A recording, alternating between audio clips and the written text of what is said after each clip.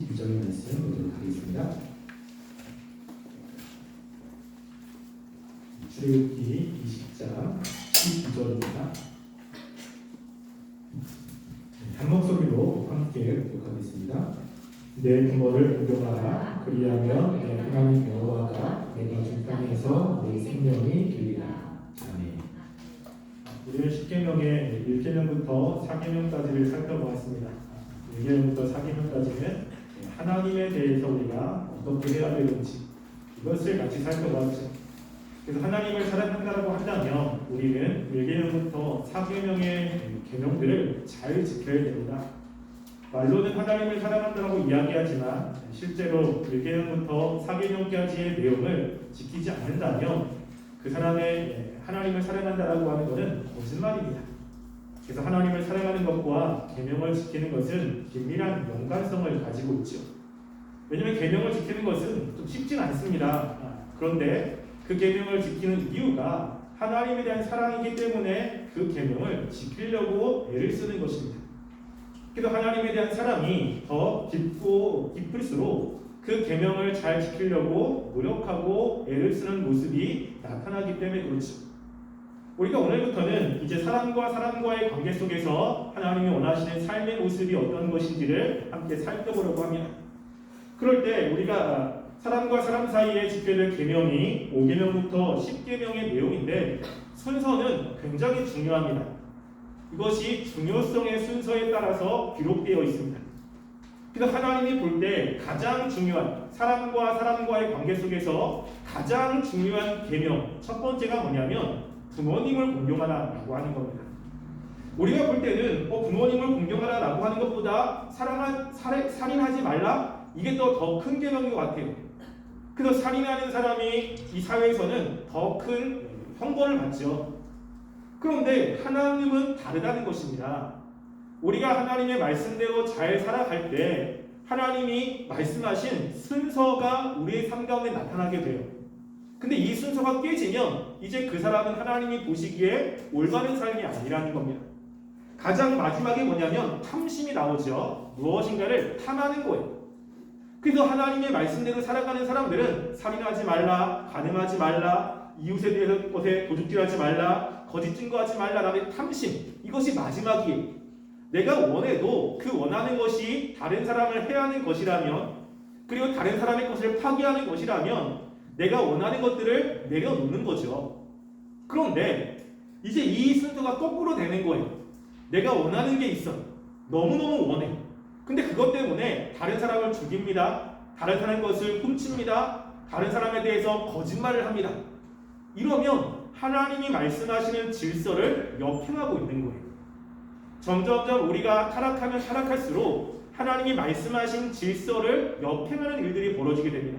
이제 우리가 이따가 보겠지만, 그래서 점점점 타락하면 타락할수록 부모님에 대해서 별로 중요하지 않아요. 부모님보다 다른 게 더 중요합니다. 부모님에 대해서 말씀한 대로 공경하지 않아요. 더 중요한 건 뭐냐면 내가 하고 싶은 거, 내가 원하는 거, 내가 하려고 하는 것이 훨씬 더 중요하고, 그것 때문에 다른 사람을 해하고 다른 사람한테 악담을 하고 그리고 거짓말하는 것을 정당화시키는 거예요. 왜냐하면 내가 하고 싶은 것들을 해낸다라고 하는 것 때문에. 이렇게 살아간다면 이것은 하나님이 원하시는 삶과는 다른 삶을 살고 있는 것입니다. 그래서 우리가 하나님이 원하시는 삶을 산다고 한다면 하나님이 만드신 그리고 말씀하신 이 질서가 우리 가운데 있어요. 그래서 하고 싶지만 하나님이 말씀하신 그 5번째, 6번째, 7번째 이 계명들이 나에게 훨씬 더 중요하고, 그리고 뒤에 있는 계명들은 조금 이렇게 손해를 보는 일들이 있어야 된다는 것입니다.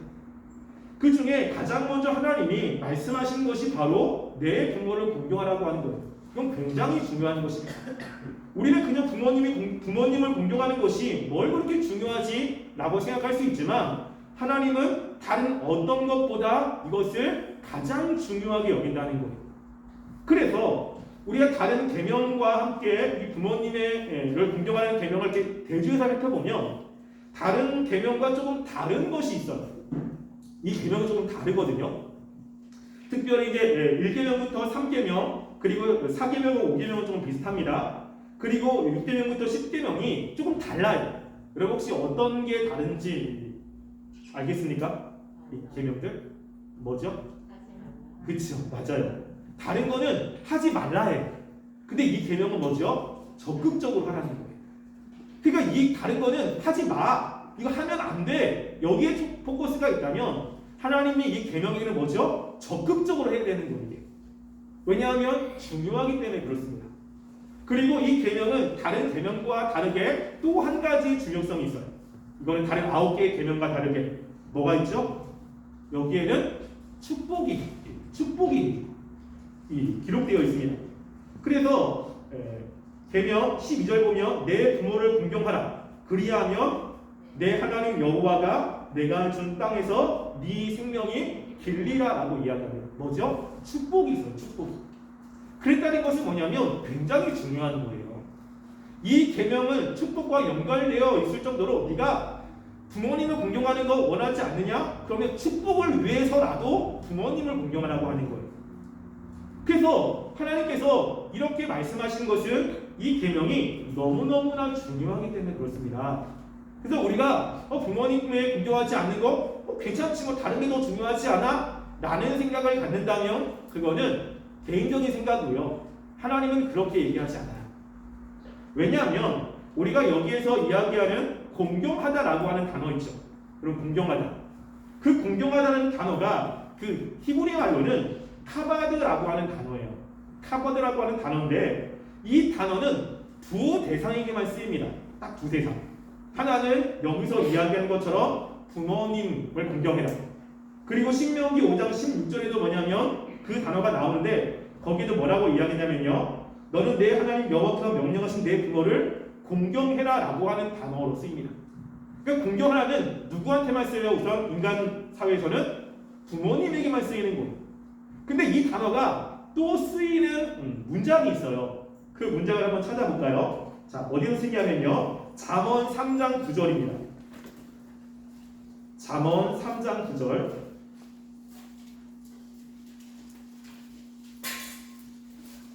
잠언 3장 9절은 시편 다음에 잠언이죠. 시편 다음에 잠언이고 그리고 3장 9절 제 성경책으로는 구약 913쪽입니다. 자, 3장 9절 말씀 함께 읽어보겠습니다. 시작. 내 재물과 내 소산물의 처음 익은 열매로 여호와를 공경하라. 여기도 보면 공경하라라고 이야기하죠. 이 단어도 카바드라고 하는 단어예요. 그러니까 여호와를 공경해라라고 이야기합니다. 한 번 더 나옵니다. 한 번 더. 그래서 그 말씀이 이사야 24장 15절 말씀에도 나와요. 이사야 24장 15절 제 성경책으로 구약 994쪽입니다. 이사야 24장 15절 함께 읽어보겠습니다. 시작. 그러므로 너희가 동방에서 여호와를 영화롭게 하며 마다 모든 섬에서 이스라엘의 하나님 여호와의 이름을 영화롭게 할 것이다. 아멘. 여기 보면 목사님 여기 공경하다라고 하는 단어가 없는데요? 라고 할 수 있죠. 그러니까 우리나라 말로는 공경하다가 없습니다. 그런데 그 뒤에 너 이스라엘의 하나님 여호와의 이름을 영화롭게 할 것이다 라고 하는 단어가 카바드예요. 그래서 이스라엘 하나님 여호와의 이름을 공경할 거라 라고 이야기합니다. 여러분 그렇다는 것은 부모님을 공경하는 것 그리고 하나님을 공경하는 것이 같다는 겁니다. 부모님을 공경해야 되는 이유가 바로 하나님을 공경하는 것에서 나온다라고 이야기를 하는 거예요. 왜냐하면 우리가 부모님이라고 이야기할 때 부모님은 나를 낳아주신 분 아니겠습니까? 그럴 때 나를 낳아주신 분이라고 이야기할 때 성경은 세 가지로 이야기를 해요. 첫 번째는 내가 이 세상에 태어난 거 누가 나를 만들었어요? 하나님이 만들었대요. 하나님이 나를 만들지 않으면 나는 이 세상에 존재할 수가 없습니다. 그런 면에서 하나님은 우리의 부모님이시죠. 두 번째는 나를 이 땅에 태어나게 만드신 육신적인 부모님이 계세요. 그렇죠? 여러분의 지금 부모님. 그러니까 하나님이 이 땅 가운데 우리를 태어나게 만드는데 태어나게 만들 때 누구를 사용하십니까? 여러분의 육신적인 부모님을 사용하는 거예요. 하나님께서 나를 이 땅 가운데 태어나겠구나. 이 땅 가운데 나를 만드셨구나. 감사하다라고 하면 그것이 어디로 가죠? 부모님과 함께 부모님을 통해서 나를 만드셨구나라고 생각하게 되어 있다는 것이죠. 세 번째는 또 하나가 뭐냐면요. 우리가 이제 영적으로 하나님의 자녀가 됩니다. 그것을 우리는 거듭남, 다시 태어남이라고 이야기를 하죠. 그래서 나를 영적으로 하나님의 자녀로 이끌어가는 분들, 선생님들을 가리켜서 부모님이라고 이야기를 해요. 그래서 육신적으로 무엇인가를 먹여주거나 입혀주진 않지만 하나님의 말씀을 계속해서 이야기를 해주고 내가 말씀대로 살도록 양육하고 인도하시는 분을 성경에서는 부모님이라고 이야기를 합니다. 그래서 이 부모님이라고 할 때 세 종류를 이야기를 해요. 근데 그 중에 여기서는 이제 육체적인 부모님을 이야기를 할 때는 이제 하나님께 공경하는 것처럼 부모님께 공경해야 된다는 것입니다. 부모님께 원망해요. 왜 이런 부모님이 계시지? 왜 이 부모님이 왜 우리 부모님 왜 이래? 라고 이야기를 하는 것은 누구에게 불평을 하는 거냐면 그 부모님을 통해서 나를 이 땅 가운데 낳게 하신 하나님에 대한 원망이 포함되어 있는 거예요. 왜냐하면 이 땅 가운데 나를 지금 여러분이 섬기고 있는 그 부모님에 의해서 태어나게 하신 분은 하나님이기 때문에 우리 부모님 왜 이래? 나 부모님 말씀대로 안 살 거야. 부모님 막 멸시하고 무시해요.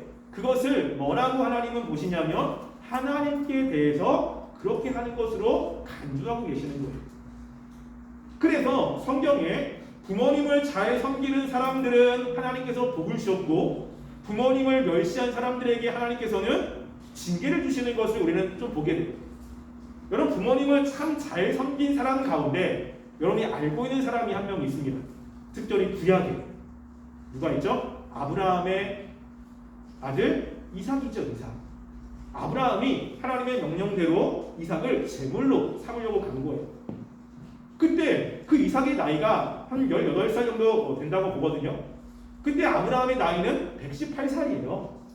118살의 할아버지와 18살의 그 건장한 아들, 여러분 싸우면 누가 이기겠습니까? 당연히 아들이 이기죠.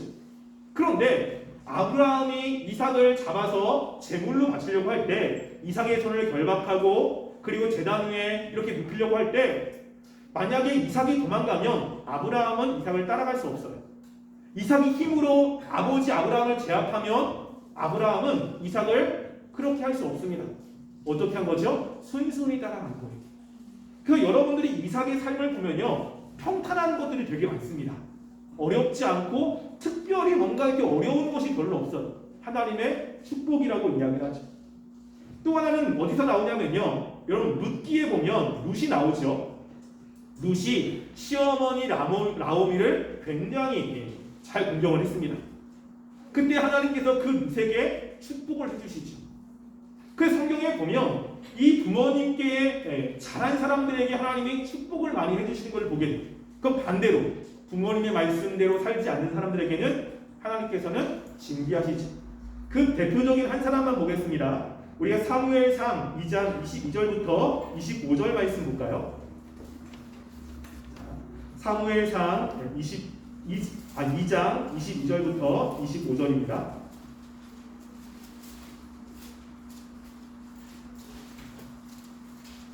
사무엘상 22장 22절부터 25절 제 성경책 약 411쪽에 있습니다. 한 절씩 함께 읽어보겠습니다. 엘리가 매우 늙었더니 그의 아들들이 온 이스라엘에게 행한 모든 일과 회막문에서 수종드는 여인들과 동침함을 듣고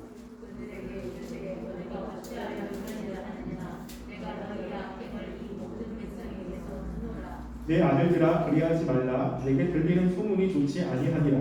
너희가 여호와의 백성으로 범죄하게 하는도다.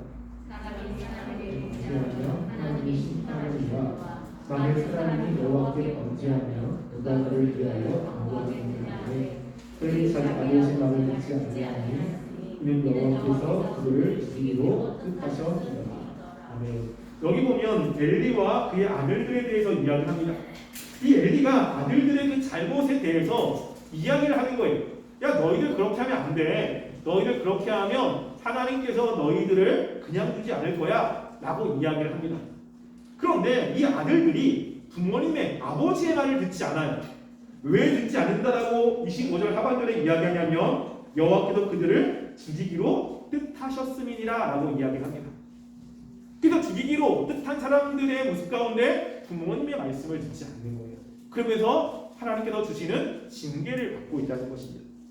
그래서 성경에 보면 부모님의 말씀을 듣지 않을 때 징계를 주신다라고 하는 이야기가 성경에 굉장히 많습니다. 여러분 의외로.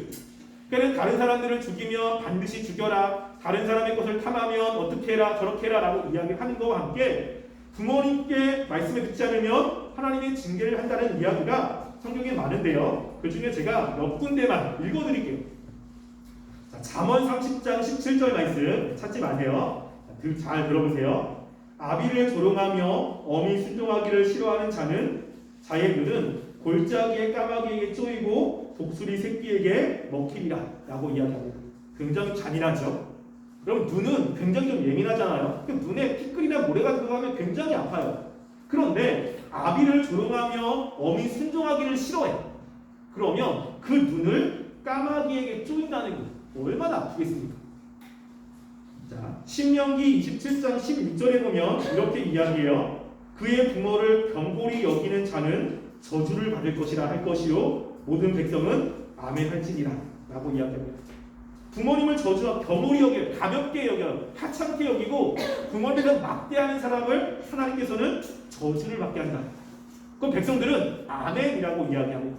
하나님이 그렇게 하시겠다는 거죠. 잠언 20장 20절의 말씀에 보면 자기 아비나 어미를 저주하는 자는 그의 등불이 흑암 중에 꺼짐을 당하리라 라고 이야기해요. 아버지나 어머니는 저주를 퍼부어요. 그러면 그의 등불이 꺼져요. 앞으로 하는 모든 것에 밝은 일이 없다는 것입니다. 삶이 앞으로 어두울 거라는 거예요. 하나님이 이렇게 약속하신 겁니다. 그러니까 이 말씀들을 보면 하나님께서 부모님의 공경하는 것을 얼마나 중요하게 여기고 있는 것을 보게 되죠. 근데 점점점 시대가 어두우면 어두울수록 이런 모습이 사라져요. 하나님으로부터 멀어지면 멀어질수록 이런 모습이 없어집니다. 우리가 그것을 두 군데 말씀을 통해서 한번 확인해 볼게요. 자, 로마서 1장 28절 말씀 볼까요? 로마서 1장 28절 말씀. 로마서는 신약의 사도행전 뒤에 있습니다. 로마서 1장 28절. 28절부터 30절까지 말씀 볼게요. 대성경책 신약 240쪽입니다. 함께 읽어보겠습니다. 시작. 또한 그들이 마음에 하나님 두기를 싫어하며 하나님께서 그들을 그 상실한 마음대로 내버려 두사 합당하지 못한 일을 하게 하셨으니 곧 모든 불의, 수와, 탐욕, 악의가 가득한 자요 시기, 살인, 분쟁, 사기, 악독이 가득한 자요 수근수근하는 자요 비방하는 자요 하나님을 미워하는 자요 능욕하는 자요 교만한 자요 사랑하는 자요, 악을 도모하는 자요, 부모를 거역하는 자요. 여기 보면 하나님이 버린 사람들에 대해서 이야기를 해요. 그래서 그들이 그 상실한 마음대로 죄악된 행동대로 그대로 드신다는 거예요. 그래서 하나님이 보시기에 합당하지 않은 행동을 계속해요. 근데 그 행동 가운데 하나가 뭡니까? 30절에 보면 부모를 거역하는 것이 있는 거예요. 또 디모데후서 3장 2절부터 5절도 한번 볼까요? 네, 마지막으로 자, 디모데후서는 신약 뒤쪽에 있습니다. 자, 디모데후서 3장 2절부터 5절까지 대성경책으로 신약 345쪽입니다. 디모데후서 3장 2절부터 5절까지 함께 읽어보겠습니다. 시작. 사람들이 자기를 사랑하며 돈을 사랑하며 자랑하며 교만하며 비방하며 부모를 거역하며 감사하지 아니하며 거룩하지 아니하며 무정하며 원통함을 풀지 아니하며 모함하며 절제하지 못하며 사나우며 선한 것을 좋아하지 아니하며 배신하며 조급하며 자만하며 쾌락을 사랑하기를 하나님 사랑하는 것보다 더하며 경건의 모양은 있으나 경건의 능력을 부인하니 이 같은 자리에서 내가 돌아서라. 아멘. 이 말씀은 뭐냐면요 3절 1절에 말세에 고통하는 때가 있다는 거예요. 이 말세라는 것은 예수님이 다시 오시는 그때입니다. 그때 점점 이 세상은 타락하고 하나님이 원하시지 않는 모습들이 사람들 삶 가운데 나타나는데 그 중에 하나가 뭡니까? 부모를 거역하는 것이 있는 거예요. 점점점 예수님이 오실 때가 가까우면 가까울수록 이 세상이 타락하면 타락할수록 나오는 모습이 뭐냐면요, 부모님을 거역합니다. 여러분 지금 가끔가다 뉴스에서 그 자녀들이 부모님을 죽이는 일들이 많이 나타나는 것을 보게 되죠. 부모님이 갔는데 부모님이 화나게 했대요. 자기가 원하는 것들을 안 사줬거나 아니면 부모님한테 꾸중을 들었다. 그런데 또 가가지고 부모님을 죽이는 사람들이 의외로 좀 많이 나타나게 되고, 그리고 집에서도 부모님의 말씀을 잘 안 들어요. 저희 집에도 보면 제 딸 사랑이도 부모님 말씀 잘 안 듣습니다. 막 무시하고. 그런데 하나님을 모르면 뭐 그럴 수 있죠. 왜냐면 죄가 있으니까. 근데 하나님을 알고 하나님의 계명을 아는 사람들은 부모님 때문에도 있지만 누구 때문에? 하나님의 말씀이 있어요. 하나님이 그것을 원하기 때문에 하나님을 사랑하면 하나님이 말씀대로 그렇게 하려고 애를 쓰는 거죠. 물론 화가 나거나 그랬을 때 부모님한테 심한 말도 하고 그럴 수도 있죠. 근데 그러고 난 다음에 어떻게 해요? 우리는 회개하고 부모님께 다시 한번 손을 내밀고 죄송하다고 하면서 그 관계를 유지하려고 애쓰는 것이 있다는 것입니다. 여러분 하나님께서는 이 부모님을 공경하는 것을 굉장히 중요하게 여겨요. 부모님을 공경하지 않으면 그 하나님이 말씀하시는 그 모든 계명들이 질서가 깨지기 때문에 그렇습니다. 여러분 부모님 공경하는 거 하나님은 그렇게 가볍게 여기지 않고 있다는 겁니다. 그래서 여러분들이 부모님에게 어떻게 하고 있는지 한번 생각해 보세요. 그래서 내가 하나님 말씀대로 잘 살아야겠다라고 한다면 여러분들은 부모님의 말씀에 순종하는 것이 필요합니다. 부모님 말씀을 따르려고 하는 거예요. 부모님이 나한테 해준 게 뭐가 있는데 부모님 나한테 상처받았지 뭐랬어.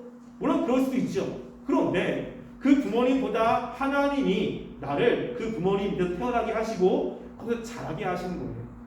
여러분이 하나님이 나를 구원하시고 그리고 거기에 대한 감사함과 하나님의 사랑이 있다면 당연히 그것은 하나님의 말씀의 순종, 즉 부모님께 공경하는 것으로 나타나야 됨을 이야기를 하고 있습니다. 여러분이 부모님을 공경하는 것 결코 작지 않다는 것을 인식하시고 이 부모님께 공경하기 위해서 여러분 애쓰시고 노력하는 삶이 되기를 간절히 소원하겠습니다. 우리 함께 찬양하고요, 기도하겠습니다.